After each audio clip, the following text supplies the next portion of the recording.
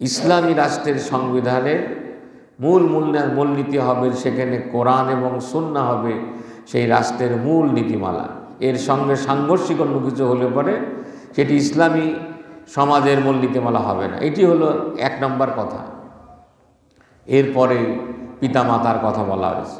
আমাদের সময় আজকে শেষ, আমরা আজকে শেষ করে দিচ্ছি। প্রতিটি সংসার, প্রতিটি বাড়িতে যদি পিতামাতা যথাযথভাবে সম্মান পায়, পিতামাতার আনুগত্য যে বাড়ির ছেলেরা করে, তারা অন্য মানুষকে সম্মান করবে।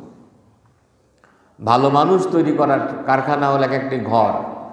এই ঘরগুলি কেমন করে হবে, ঘরের প্রধান তিনি কোন সম্মানে সেখানে থাকবেন, সেই কথা আল্লাহ পাকের দ্বিতীয় নীতিমালার মধ্যে বলেছেন, ওয়াবিল ওয়ালিদাইনি ইহসানা, তোমরা তোমাদের পিতা মাতার সঙ্গে সদাচরণ করো। তাকে কথা কেমন করে বলবা সেটিও বলা হয়েছে, তার জন্য কেমন আচরণ করবা সব কিছু বর্ণনা করা হয়েছে। আমরা আজকে কথা শেষ করছি এভাবে।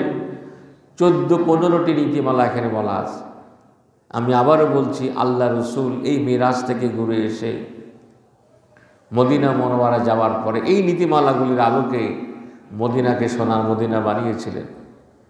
সেই সমাজ ব্যবস্থা আমরা দুনিয়ার মানুষের আজও দেখি, পড়ি, আমাদের কষ্ট লাগে, দুঃখ লাগে যে আমরা মুসলমান, কিন্তু আমাদের ব্যক্তি জীবন, আমাদের পরিবার, আমাদের ঘরগুলো, আমাদের সমাজগুলো সেই নীতিমালা থেকে অনেক অনেক দূরে চলে গেছে।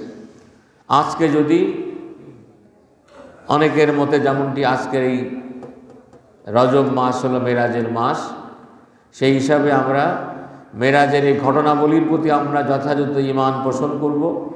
মেরাজের মূল পয়গাম 5 ওয়াক্ত সালাতকে আমরা নিজেদের জন্য সৌভাগ্যের সোপান হিসাবে আল্লাহ পাকের সঙ্গে আমাদের তাআল্লুক তৈরি করার জন্য উপায় উপকারে ব্যবহার করব।